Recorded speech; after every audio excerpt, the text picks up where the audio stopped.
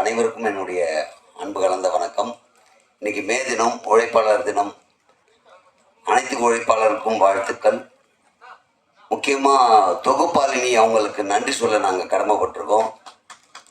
என்ன காரணம் அப்படி கேட்டிங்கன்னா, மேடை ஏறதுக்கு முன்னாடி எங்களை ஒரு அருமையான வார்த்தை சொல்லுவாங்க.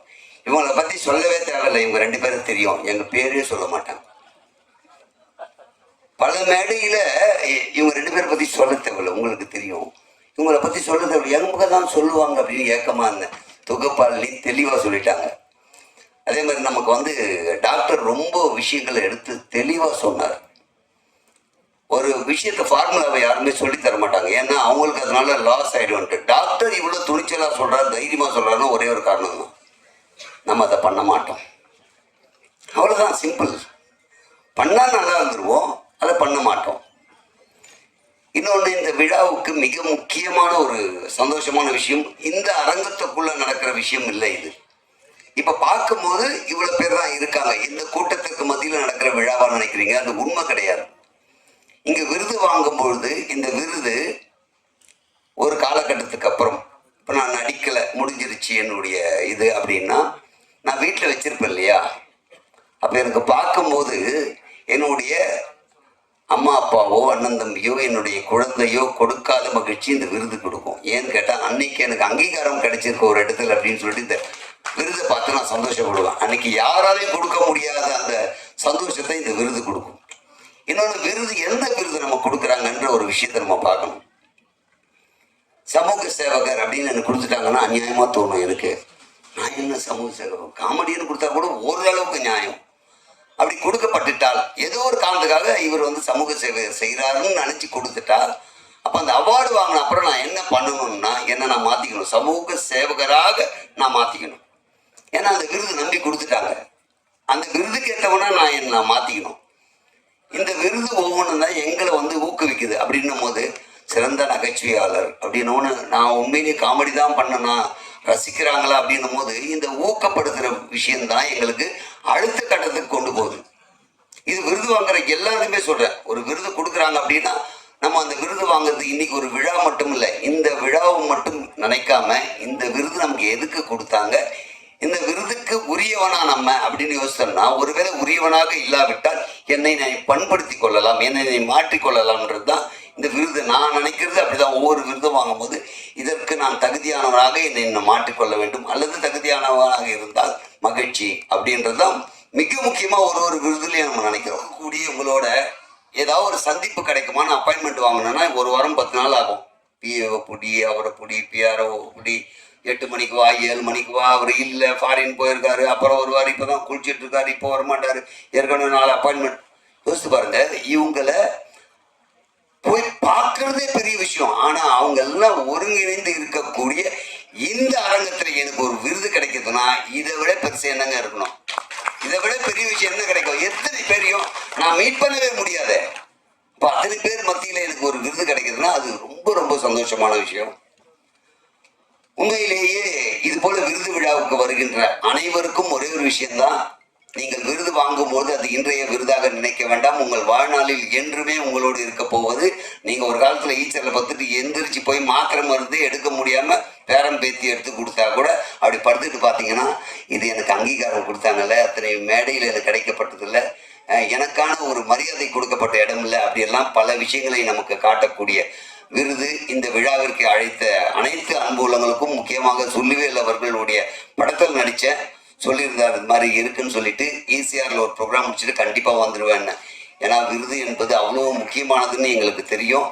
அந்த விருது வாங்குறதுக்காக வந்திருக்கேன். ரொம்ப ரொம்ப நன்றி. இவ்வளவு நேரம் நான் பேசுறதையும் கேட்ட உங்களுக்கும் மனமார்ந்த நன்றி. இங்கே அமர்ந்திருக்கக்கூடிய அத்தனை பேருக்கும் மனமார்ந்த நன்றி. தேங்க்யூ. நல்ல கரகோஷம் பரவாயில்ல. ஆமாம் சார், ரொம்ப சந்தோஷம். இந்த ஒரு மே தினம் 1ஆம் தேதி அதுவுமா நம்ம உழைப்பாளர் தினத்தன்னைக்கு விருது வாங்குறது சொன்ன மாதிரி எல்லா விஷயத்தையும் கோதண்ட பேசிட்டாரு. எல்லாருமே சொல்றதா, நம்ம சுருளியனை முதற்கொண்டு, நம்ம ஜீவா முதற்கொண்டு, சார் சூப்பர் ஸ்டார்லாம் டைரக்ஷன் பண்ண மிகப்பெரிய ஹிட் படம் கொடுத்த சார் முன்னெல்லாம் உட்காந்துருந்து மிகப்பெரிய விஷயம். சாரை உள்ள பார்த்து பேசுவோம், அவர் பேசும்போது எங்களுக்கு ரொம்ப ஹாப்பியாக இருந்தது. உண்மையிலே சாதாரணமான விஷயம் இல்லை.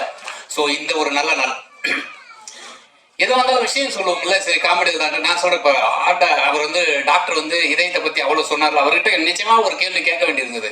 என்ன இந்த 81 வயசு வரைக்கும் எதுவுமே மாத்திரை சாப்பிடாம இருந்தாரு அப்படின்னு சொல்றாங்க. அந்த விஷயத்தை மட்டும் நான் ஒத்துக்க மாட்டேன். ஏன்னா சார் கண்டிப்பா பிறந்ததுமே 4-5 தடுப்பூசி போட்டிருப்பாங்க அந்த காலத்துல. அதை தடுத்தே இருக்க முடியாது இல்ல.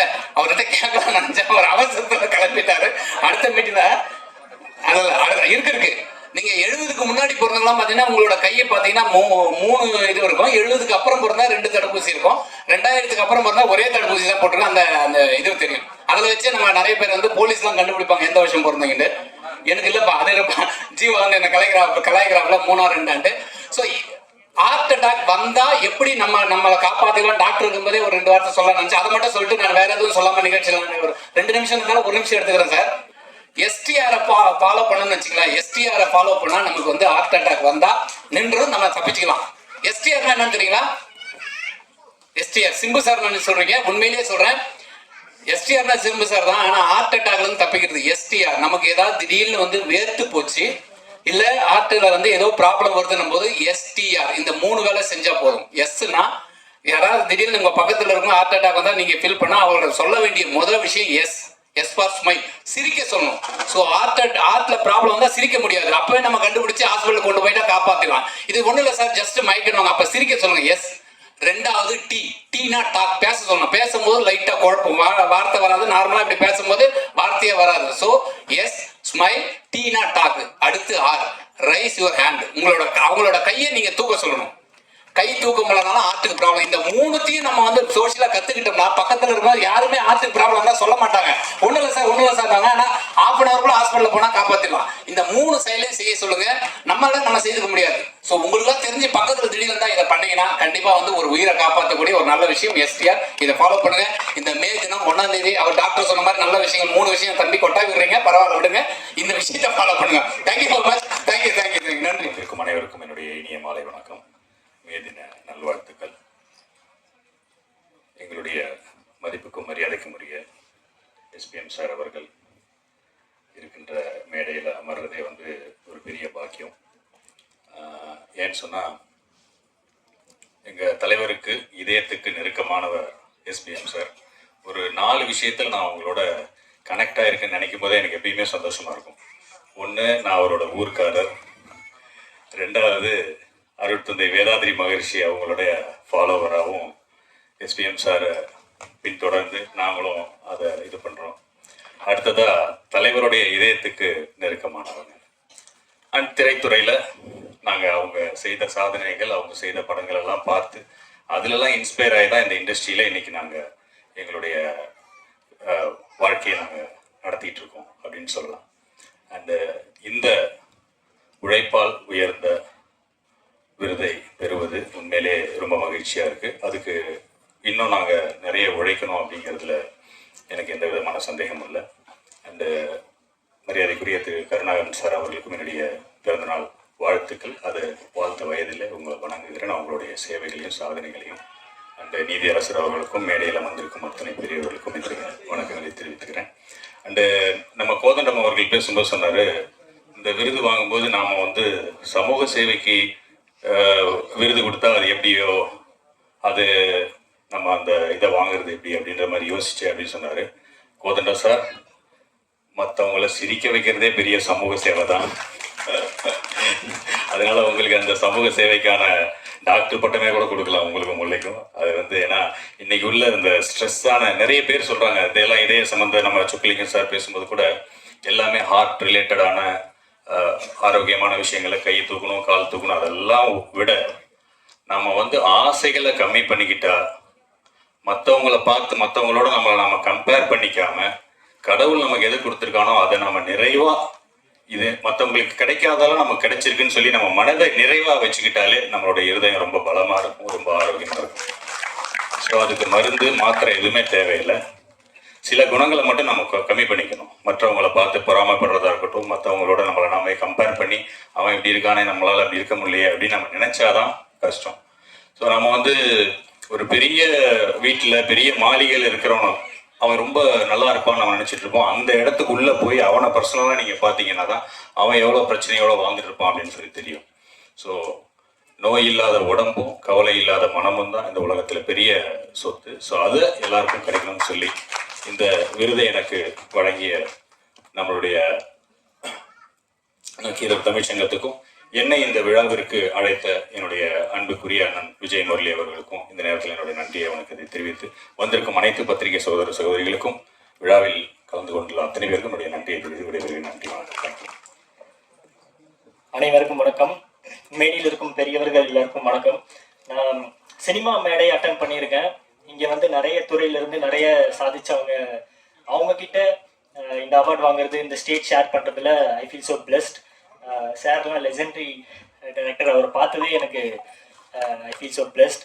அதே மாதிரி thanks for this award Baskaran சாருக்கும் சுருளி சாருக்கும், எங்களோட ப்ரொடியூசர், அவர் ரொம்ப நல்ல மனிதர். தேங்க்யூ. இது வந்து எனக்கு என்ன கொடுக்குதுன்னா, இது ஒரு பெரிய ரெஸ்பான்சிபிலிட்டி கொடுக்குது. கண்டிப்பாக இளம் நடிகர், திரைப்பட நடிகர் அப்படின்னு சொல்லியிருக்காங்க.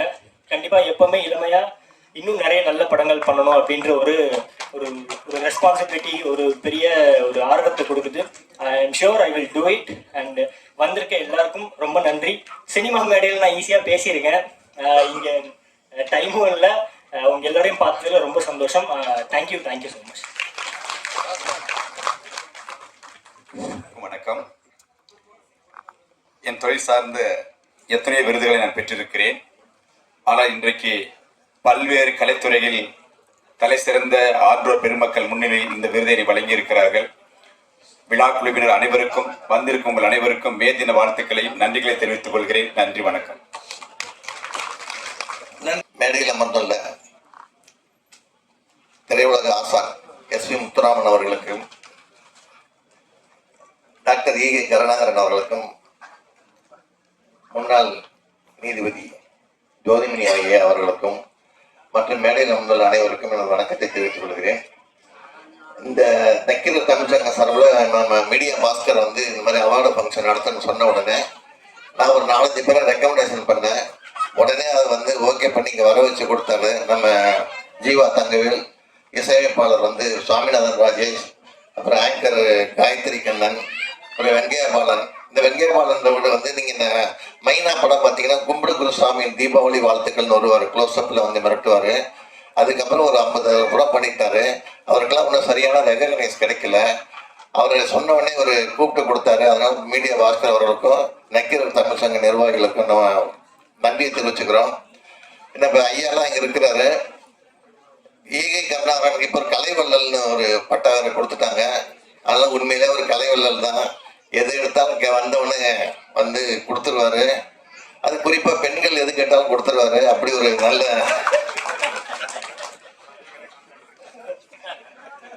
அதனால யார் எது கேட்டாலும் இல்லைன்னு சொல்லாத ஒரு, அவருக்கு கொடை வள்ளல்னு கொடுத்துருக்கோன்னா கலை வள்ளல்னு கொடுத்துட்டாங்க. ரெண்டாவது நல்லது தான். நான் ஒரே ஒரு ஐயா ஜட்ஜையா இருக்கிறதுனால ஒரு சின்ன ஒரு கதையை மட்டும் சொல்லிட்டு நான் விடைபெற்றுக்கிறேன். ஒரு கோர்ட்டு சீனில் வந்து விவாகரத்து கேஸு, புருஷன் பொண்டாட்டி 2 பேருக்கு எவ்வளோ கவுன்சிலிங் கொடுக்குறாரு ஜட்ஜு. அவங்க கேட்கல. ஆனால் அவங்ககிட்ட ஒரே ஒரு குழந்தை தான் இருக்குது. அந்த குழந்தைய நான் தான் வளர்ப்பேன்னு வந்து அப்பாக்காரன் கேட்குறப்பல அந்த கேட்குறாரு. அதே மாதிரி அம்மா வந்து என்கிட்ட தான் கொடுக்கணும்னு சொல்கிறாங்க. 1 வருஷம் டைம்லாம் கொடுத்து பார்த்தாரு ஜட்ஜு, எதுவுமே கேட்கல. ஆனால் அவர் தீர்ப்பு சொல்ல வேண்டிய ஒரு நாளை வந்துருச்சு. ப்ளஸ்ஸு மைனஸ் எல்லாத்தையும் பேசிட்டு ஆகவே அப்படின்னு நிறுத்துறாரு சினிமா மாதிரி. அப்போ கூண்டில் இந்த அப்பங்காரன் சொல்கிறேன், ஐயா நான் ஒரே ஒரு கேள்வி கேட்டுக்கிறேன், அந்த கேள்விக்கு பதில் சொல்லிட்டு நீங்கள் தீர்ப்பு சொல்லுங்கிறான். உடனே ஒரு பேனா மூடி வச்சுட்டு வெரி குட் கேளு அப்படின்னாரு. உடனே அவன் சொல்கிறான், ஐயா நான் வந்து ஒரு ஏடிஎம் மிஷினுக்கு போகிறேன், என்னோட கார்டை எடுத்து உள்ளே சொருகிறேன். இப்போ அதில் வந்து நம்பர் போடுவேன், பணம் வரும், பணத்தை எடுத்துக்குவேன், என் கார்டை எடுத்துக்குவேன். இப்போ இந்த பணம் எனக்கு சொந்தமா ஏடிஎம் மிஷின் சொந்தமா, இதை சொல்லிட்டு நீங்கள் தீர்ப்பை சொல்லுங்கன்னு சொல்லுவான். புரிஞ்சவங்களுக்கு இதை புரிஞ்சுக்கிட்டு சிரிச்சிங்கன்னா கரெக்டாக தெரியும். அதுக்கு வந்து ஜட்ஜி வந்து மயக்கம் போட்டு வந்துட்டார். நான் இதுக்கு என்னத்த சொல்றதுன்னு தெரியல. இந்த இனிய விழாவில், இந்த இனிய மாலையில் நல்லோர்கள், நல்லறிஞர்கள் ஆகியோர் முன்னிலையில் இந்த விருது பெற்றமைக்கு மிகவும் பெருமை அடைகிறேன், மகிழ்ச்சி அடைகிறேன். நண்பர்களே, 8வது வள்ளல் எம்ஜிஆர்னு சொன்னதுனால ஒரே ஒரு விஷயம் மட்டும் சொல்ல ஆசைப்படுறேன். ஐயா சொன்னாங்க, சொக்கலிங்க ஐயா, கொடுக்கறது தான் சுகம், வாங்குறது கிடையாது. அதனால தான் எம்ஜிஆர் வந்துங்க கொடுத்து கிடைக்கும் சுகத்தை கண்டுபிடித்த கலியுக விஞ்ஞானி. எந்த விஞ்ஞானி கண்டுபிடிக்கல, அவர் தான் கண்டுபிடிச்சாரு. கொடுத்து பாடுறா, வாங்கி பழகாது அப்படின்னாரு. ஒரு சின்ன நிகழ்வு சொல்லிட்டு நடைபெற ஆசைப்படுகிறேன். 22ல பை எலெக்ஷன் நடக்குதுங்க திண்டுக்கல்ல. எலெக்ஷன் முடிஞ்சு தலைவர் டயர்டாக வர்றாரு. கார் உள்ள ராமாவரத்து உள்ள போகுது. அப்போ வந்து 3 அந்தனர்கள் பிராமணர்கள் காத்திருக்காங்க. வேற பேர்னா நான் ரொம்ப டயர்டாக வரேன், நாளைக்கு வர சொல்லணும்னு சொல்லலாம். அவர் பக்கத்தில் போறாரு. எங்கிருந்து வரீங்கன்னு கேட்குறாரு. ஆலந்தூர்லேருந்து வரேங்க ஐயான்னு சொல்றாங்க. என்ன வேணும் உங்களுக்குனாரு. ஆலந்தூரில் கோயில் கட்டியாச்சுங்க, அதை செலவைக்கு நான் ஐயாட்ட நண்பட அவங்க வந்திருக்கேன் அப்படின்னாங்க. அப்படியா, இப்போ சொல்லலாம் தலைவர், நாளைக்கு வாங்கன்னு சொல்லியிருக்கலாம். சரி உட்காருங்க, சாப்பிட்டுட்டு வந்து உட்காருங்க. முதல்ல அவர் செய்கிற வேலை முதல்ல சாப்பிட்டு பிறகு தான் உட்காரணும். சாப்பிட்டு வந்தாச்சு. ஒரு தினத்தந்தி பேப்பரில் பணத்தை வச்சு கொடுக்குறாரு. கேட்டவங்க கிடைச்சது. உடனே மகிழ்ச்சியை வெளியே போகிறாங்க. 3 பேர் நடந்து போயிட்டே இருக்காங்க. ராமாவரத்தோடத்தை அப்படி வெளியே வரும்பொழுது தலைவர் பார்க்குறாரு. 3 பேர்ல ஒருத்தர் நோஞ்சா மாதிரி இழைச்சிருக்கிறோம் பாவப்பட்ட பிராமணன். உடனே பிஏ விட்டு அவரை மட்டும் வர சொல்லியாங்கிறாரு. அவர் வர்றாரு, உள்ள உட்கார வைக்கிறாரு. கொஞ்சம் பணத்தை கொடுத்து சொல்றாரு அவரு, அது வந்து கோயிலுக்கு, இது உங்களுக்கு அப்படிங்கிறாரு. அந்த பிராமணர் பதவி போறான். யாரா நீ? நான் தினதான ஆண்டவனை வேண்டிக்கிறேன், கோயிலுக்கு செலவைக்கு ஊரெல்லாம் வசூல் பண்ண போறேன், உழவைக்க நான் யார்கிட்ட கேட்பேன் இறைவா? உனக்கு நான் 3 நாள் பூஜை பண்றேன், ஏன் இந்த பிராமணர் விதைக்கிற வறுமையாற்றுன்னு சொல்றாரு. இவன் யாரு? நம்ம கேட்டோமா? நானும் ஏழை பிராமணன், ஊருக்கெல்லாம் பண்ணி எனக்கு தாங்கன்னு கேட்டேனா? கேட்காம தன்னை யாரா நீ? ஈஸ்வரா ஈஸ்வரான்னு முகத்தை பாட்டு போவாருங்க. இது ஏன் சொல்றாங்க, உலகத்திலேயே வந்துங்க கண்டுபிடிச்சு கொடுக்கறது தான் எம்ஜிஆர் ராமச்சந்திரன், பிரச்சனை எம்ஜிஆர். அதனால தான் அந்த தெய்வத்துக்கு நன்றிக்கு விடைபெறுகிறேன். இந்த வாய்ப்புக்கு மகிழ்ச்சிக்கு அண்ணன் பெரியவங்களாம் வந்திருக்காங்க, ரொம்ப மகிழ்ச்சி. தேங்க்யூ. விசில் அடிச்சாதான் சத்தம் போட்டாதான் விழா நடக்கிற மாதிரியே தெரியும். இல்லாட்டா விழா நடக்கிற மாதிரியே இருக்காது. ரொம்ப டல் அடிச்சு போன மாதிரி. அதே கொஞ்சம் தலை எழுந்திரிச்சு உட்காந்து ஐயாவை வாழ்த்துவதற்கு ஒரு முறை கை தட்டுக்க வேணுமா?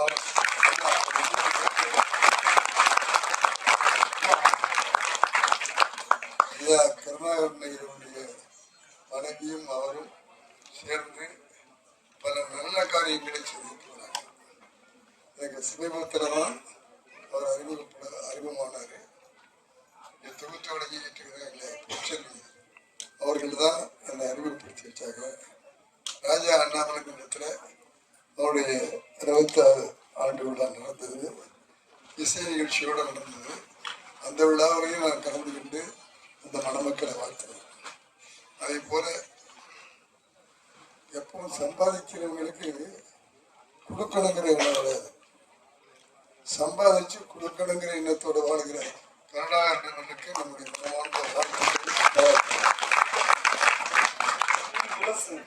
உயரும் வாரியின் சிரசு என்று சொன்னவர்கள் பல்லாயிரம் பேர் இங்கே, உயர்ந்தவர்கள் பல லட்சம். அருமை அண்ணன் பேசும்போது ஒன்று சொன்னார். கவிஞர் காசி முத்துமாணிக்கம் அவர்கள் தேர்தல் பயத்திலே, தேர்தல் கலக்கத்திலே, தேர்தல் தயக்கத்திலே கொஞ்சம் யோசிக்கிறார் என்று. திங்களுக்கு பிறகு செவ்வாய் என்பதிலே மாற்றம் இருக்கலாம், ஜனவரிக்கு பிறகு பிப்ரவரி என்பதிலே மாற்றம் இருக்கலாம், தைக்கு பிறகு மாசி வருகிறதா ஆவணி வருகிறதா குழப்பம் இருக்கலாம். ஆனால் வருகின்ற தேதியில் திராவிட முன்னேற்ற கழகம் தான் வெற்றி பெறும் என்பதிலே நாங்கள் உறுதியாக இருக்கிறோம். 2ஆம் முறையாக தங்க தளபதி ஆட்சியிலே அமர்வதிலே எங்களுக்கு எந்த தடுமாற்றம் இல்லை. எனக்கு முன்னால் இங்கே பேசிய ஒருவர் சொன்னார், ஈகை கருணாகரன் அவன் இவன் எவனும் வெல்ல முடியாத ஈகை கருணாகரன். அவர் சொன்னார் பெண்களுக்கு அவர் நிறைய கொடுப்பார் என்று. ஏன் பார்வதிக்கு கொடுக்க கூடாதா? வந்தவள் லட்சுமி என்று தெரியாமல் திருப்பி அனுப்ப முடியுமா? வந்தவள் சரஸ்வதி என்றால் என்ன செய்வீர்கள்? கீழே பார்த்தால் அகழ்த்தி, மேலே பார்த்தால் ஆகத்தி, அந்த பக்கத்திலே திருப்பதி, எனக்கு பிடித்தவர் தளபதி, அங்கே உட்கார்ந்திருப்பவர் சாந்தி. சாந்திக்கு கொடுத்தால் என்ன? மன சாந்திக்கு கொடுத்தால் என்ன? பெண்களுக்கு கொடுத்தால் தவறு இல்லை. ஏனென்றால் ஒரு ஆண் படித்தால் அவன் முன்னேறுகிறான், ஒரு பெண் படித்தால் அந்த குடும்பமே முன்னேறுகிறது என்று உங்கள் எம்ஜிஆர் தானே அந்த காலத்திலே சொன்னார். ஆகவே அது தவறல்ல. ரத்தன் டாட்டோ அவர்கள் தன் வாழ்க்கையிலே வெற்றி பெற்றார். நீங்கள் மகிழ்ந்தது எப்போது என்று கேட்டபோது நான் 4 முறை மகிழ்ந்தேன் என்று சொன்னார். ஒரு முறை எனக்கு உணவு தட்டுப்பாடு இல்லை, இருக்க இடம் கிடைத்தது, செல்லுவதற்கு கார் கிடைத்தது, நான் மகிழ்ந்தேன் என்றார். 2வது மகிழ்ச்சி எது என்று கேட்டால், 2வது மகிழ்ச்சி என்னுடைய துறையிலே நான் ஏராளமான கட்டடங்கள், கார்கள் வாங்கினேன், அது மகிழ்ச்சி. 3வது செருப்புக்கு டாட்டா, இரும்புக்கு டாட்டா என்று டாட்டா உலகத்திலே நான் செய்த தொழிலிலே முதல் இடத்தை பெற்றேனே, அது 3வது மகிழ்ச்சி. 4வது மகிழ்ச்சி எது தெரியுமா? நிறுத்தினார். அவர் சொன்னார், நான் ஊனமுற்ற குழந்தைகளுக்கு 500 குழந்தைகளுக்கு 3 சக்கர சைக்கிள் கொடுத்தேன். அந்த விழாவுக்கு வந்திருந்த ஒரு குழந்தை என் காலை கட்டி பிடித்துக் கொண்டது. நான் நகருகிறேன், நகர முடியவில்லை, குழந்தை என்னை கட்டி பிடிக்கிறது காலை. நான் என்னம்மா என்று கேட்டேன். உனக்கு எதுவும் வரவில்லையா என்று கேட்டேன். இல்ல இல்ல வந்துருச்சு. அப்புறம் அப்புறமே என் முகத்தை பார்த்துட்டு இருக்க. உங்க அண்ணனுக்கு வரலையா? இல்ல இல்ல வந்துருச்சு. ஏதாவது பொருளாதாரத்துல சிரமமாமா? இல்ல இல்ல வந்துருச்சு. அப்புறமா என் காலை பிடிச்சுக்கிட்டே இருக்க. நீங்க இவ்வளவு புண்ணியம் பண்றீங்க, நீங்க சொர்க்கத்துக்கு தான் போவீங்க, நானும் சொர்க்கத்துக்கு வருவேன். அப்போ வந்து உங்களுக்கு நான் நன்றி சொல்லணும், அதுக்காகத்தான் முகத்தை ஒத்து ஒத்து பார்த்துக்கிட்டு இருக்கேன்னு சொன்ன போது நான் வெடித்த ஆனந்த கண்ணீர் தான் 4வது வெற்றி என்று சொன்னார். உணர்ந்தவர் தான் அருமை சகோதரர் கருணாகரன். உன் சொற்கொண்டு சுவைத்தார்க்கு கற்கண்டு கைக்கும், ஆனாலும் இந்த ஈகை போகுமோ ஏழையை தவிர வேறு எவர் கைக்கும் என்று சொல்கின்ற அளவுக்கு ஈகையை செய்வர் தான் அருமை சகோதரர் கருணாகரன். அவருக்கு திரைப்பட துறையின் செயற்குழு உறுப்பினர் ஒரு முகம் உண்டு. அவருக்கு நக்கீரர் தமிழ் சங்கம் உண்டு. அவரால் உருவாக்கப்பட்ட அகத்திய டிவி என்ற ஒரு முகம் உண்டு. அவரால் உருவாக்கிய கார் ஓட்டுநர் சங்கம் உண்டு. அவரால் உருவாக்கிய இளோடமை சங்கங்கள் உண்டு. அவரால் உருவாக்கிய அரசியல் அவர் மாவட்ட பிரதி என்ற ஒரு முகம் உண்டு. கலைஞரின் தொண்டர் என்ற ஒரு முகம் உண்டு. ஈயை குளத்துக்கு சொந்தக்காரர் என்ற ஒரு முகம் உண்டு. கலை வள்ளல் என்ற ஒரு முகம் உண்டு.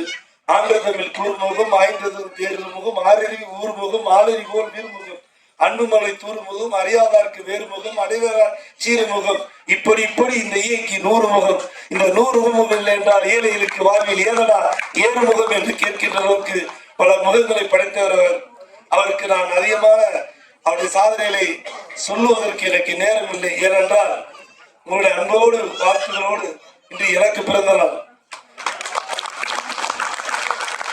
நான் என்னுடைய தலைவர் சந்தித்து வாழ்த்துக்களை பெற்றுவிட்டு இன்று 9 மணிக்கு மீண்டும் ஒரு நிகழ்ச்சிக்கு செல்ல வேண்டும். ஈ கருணாகரனை கூப்பிட்டாரு. அவர் கூப்பிட்டா எதுவுமே காரணம்லாம் கேட்க முடியாது, வானா வந்துடணும். அவருக்கு எதுக்கு கூப்பிட்டாருன்னு தெரியல, வாங்கன்னு கூப்பிட்டாரு, வந்துட்டேன்.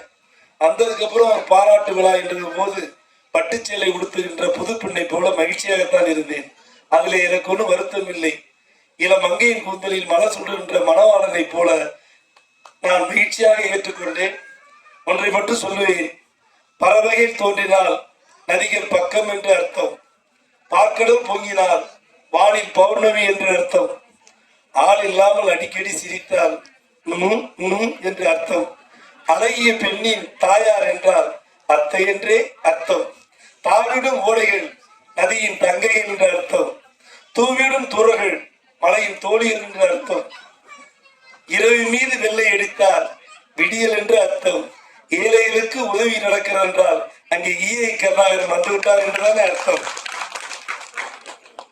செயலாளர் தேவன் அவர்களே, சங்கத்தினுடைய பொருளாளர் திரு சக்கரவர்த்தி அவர்களே, சங்கத்தினுடைய மாவட்ட மாநில ஒன்றிய நிர்வாகிகளே, சங்கத்தினுடைய மகளிரணி சார்ந்தவர்களே மற்றும் இந்த நிகழ்ச்சிக்கு பெருந்திரளாக வருகை தந்திருக்கும் திரைப்படத்துறை சார்ந்தவர்களே, விவசாய பெருங்குடி மக்களே, அன்பர்களே, தோழர்களே, சகோதரிகளே, சகோதரர்களே, பெரியவர்களே, இந்த உழைப்பாளர் தினத்தன்று உயர்ந்த உள்ளத்தோடு, உயர்ந்த எண்ணத்தோடு, உயர்ந்த மனப்போங்கோடு வருகை தந்து மேடையில் அமர்ந்து அமைதி காத்த ஐயா நீதி அரசர் வாழ்க்கையில் தூய்மையாக கடைபிடித்து நீதிக்கு நீதி வழங்கி இன்றும் நிலைத்து நிற்கும் ஐயா அவர்களுக்கு முதற்க நன்றியும், ஏவிஎம் நிறுவனத்தின் மிகப்பெரிய தயாரிப்பு நிறுவனமான திரைப்படத்துறையிலே ஜாமோனாக விளங்கி கமலஹாசனையும் ரஜினிகாந்தையும் சிற்பமாக சிற்பி எடுத்து இந்த உலகத்தில் நடிகளாக உருவாக்கி காட்டிய போற்றுதலுக்குரிய மாமனிதர் ஏவிஎம் நிறுவன தலைவர் எப்படி வெள்ளையாடை அணிவாரோ அதே போன்று இந்த மாமனிதரும் வெள்ளையாடை அணிந்து 92வது வயதிலும் இளம் வாலிபர் போல் பேசி உள்ளத்தை மறக்கக்கூடிய மாமனிதர் 100 ஆண்டுகள் இல்லை, 200 ஆண்டுகள் இல்லை, சித்தர் வாழ வேண்ட வாழ்க்கை அவர் வாழ வேண்டும் என்று இந்த நேரத்தில் கடவுளை நான் பிரார்த்திக்கிறேன். அதே போன்று இந்த நிகழ்ச்சிக்கு உறுதுணையாக இருக்கும் விஜயமுரளி அவர்கள் எங்கள் சங்கத்தினுடைய மாநில துணைத் தலைவராகவும் தீவிர சங்கத்தினுடைய நிறுவன தலைவராகவும் சினிமா துறையில் பல நிகழ்ச்சிகளுக்கெல்லாம் சிறப்பு விருந்தினர் அழைத்து காட்டியிருக்கும் அன்பு அண்ணன் சினிமா துறைக்கு என்ன அறிமுகப்படுத்துவதான விஜயமுரளி அவர்களுக்கும் என்னுடைய வாழ்க்கை வரலாறு புத்தகமாக எழுதி உடல்நலம் கொண்டிருந்தாலும் என்னுடைய தம்பிக்கு இந்த புத்தகத்தை நான் எழுத வேண்டும் என்று உணர்ச்சி வசப்பட்டு இந்த புத்தகத்தை எழுதி முடித்து தள்ளாடியே கொண்டு இந்த மேடைக்கு வந்து புத்தகத்தை வெளியிட்டு அமர்ந்திருக்கும் காந்தி அண்ணன் அவர்கள், முன்னாள் முதலமைச்சர்கள் திரு கருணாநிதி, ஜெயலலிதா, எம்ஜி ராமச்சந்திரன் போன்ற உயர்ந்த மாமனிதர்களுக்கு புத்தகங்களை எழுதி வெளியிட்டு நூற்றுக்கணக்கான புத்தகங்களை வெளியிட்டிருக்கிறார். அப்படி ஒரு மாமனிதர் என்னையும் ஒரு மனிதனாக மதித்து இப்படி ஒரு புத்தகத்தை வெளியிட்டு நான் பிறந்த கிராமத்திலிருந்து இன்று இந்த மேடையில் பேசுகின்ற நாள் முதல் அந்த புத்தகத்தில் குறிப்பிட்டிருக்கிறார். ஆர்வம் அவருக்கு கோடான கோடி நன்றி கடன்பட்டிருக்கிறேன். காரணம், பள்ளி புத்தகத்தையே நான் எடுத்து செல்லாத ஒருவன் எனக்கும் ஒரு புத்தகம் எழுதி அந்த புத்தகத்தை இந்த மேடைகளை வெளியிட்டிருப்பது அளவு கடந்த மகிழ்ச்சி. காரணம், எங்கள் குடும்பத்தாரும் இந்த நிகழ்ச்சிக்கு வருகை தந்திருக்கிறார்கள். என் மனைவி, மகள், மகன், பேத்தி, பேரன், அக்கா, தம்பி, தங்கச்சி இவர்களையும் அந்த புத்தகத்தில் நான் குறிப்பிட்டிருக்கிறேன். இன்று நான் இந்த உயர்ந்த இடத்திற்கு உயர்ந்த இடம் என்று சொல்வதற்கு ஒன்றுமில்லை. உழைப்பால் உழைத்துக் கொண்டிருக்கிறேன், மேலும் உழைத்துக் கொண்டே இருப்பேன். அதனால் இந்த தொழிலாளர் தினம் ஒரு அற்புதமான தினமாகவும் இந்த நேரத்தில் இந்த மேடையில் அமர்ந்திருக்கும் போற்றுதலுரிய பெண்மணி தின உரிமை பத்திரிகை ஆசிரியரும், எங்கள் நிகழ்ச்சி, என்னுடைய நிகழ்ச்சி எந்த நிகழ்ச்சியாக இருந்தாலும் எந்த சூழ்நிலையிலும் காலதாமதமாக இருந்தாலும் நிகழ்ச்சிகளை கலந்து கொண்டு என்னை உற்சாகப்படுத்துகின்ற ஒரு மாபெரும் பெண்மணி கல்பனா அவர்களையும், அதே போன்று அகத்தியர் டிவி அருமையான தன்னுடைய சொற்பொழிவால் நமக்கெல்லாம் ஆசீர்வாதம் வழங்கி அமர்ந்திருக்கும் சகோதரிக்கும், இங்கு வந்திருக்கும் ஊடகருக்கும், டிவி தொலைக்காட்சி நிறுவனத்திற்கும் மற்றும் என்னோடு பணியாற்றும் சங்க உறுப்பினர்களுக்கும் கோடான கோடி நன்றி கடன் பெற்றிருக்கிறேன். அதேபோல் என் குடும்பத்தாரும் எனக்கு உறுதுணையாக இருந்து செயலாற்றிய என்னுடைய சகோதரிகளுக்கும், எங்கள் குடும்பத்தில் நாங்கள் 8 பேர். அண்ணன் பெயர் குப்பன், இன்னொரு அண்ணன் பெயர் பன்னீர், அக்கா பேர் மீனா, இன்னொரு அக்கா பேர் மலர்விழி, தம்பி பேர் மனோகரன், தங்கை பேர் மகேஸ்வரி, மனைவி பேர் சாந்தி, மகன் அனிதா, மகள் அருண்குமார். இப்படி என்னுடைய பிள்ளைகள், மருமகன் சீனித்யா போன்றவர்களெல்லாம் உறுதுணையோடு தான் இந்த சிறப்பான நிகழ்ச்சிகளெல்லாம் நடைபெற்றிருக்கிறது. அதோடு இல்லாமல் என்னை சார்ந்த நண்பர்கள், உறவினர்கள் ஊக்குவின்ற விதத்திலே என்னால் இயன்ற உதவிகளை செய்து வருகிறேன். அதன் அடிப்படையிலே ஐயா நீதிபதி அவர்கள் மன்னித்துக் கொள்ள வேண்டும். ஒரு 10 நிமிடம் நான் காலதாமதம் ஏற்படும். என்னுடைய சங்கத்தில் பணிபுரியும் நிர்வாகிகளுக்கு இயக்குனர் சிறப்பும் நீதிபதி ஐயா அவர்களும் விருது கொடுத்துவிட்டு நீங்கள் நிறைவுரை ஆற்ற வேண்டும் என்று கேட்டு விடைபெறுகிறேன். முதலாவதாக விருது பெறுபவர் ஜெயச்சந்திரன், சங்கத்தினுடைய மாநில செய்தி தொடர்பாளர் மற்றும் நிகழ்ச்சி சங்கத்தினுடைய கௌரவ ஆலோசகர் அவருடைய அன்போடு மேடைக்கு அழைக்கிறோம். அவருக்கு விருது வழங்கி கௌரவம் செய்கிறார்.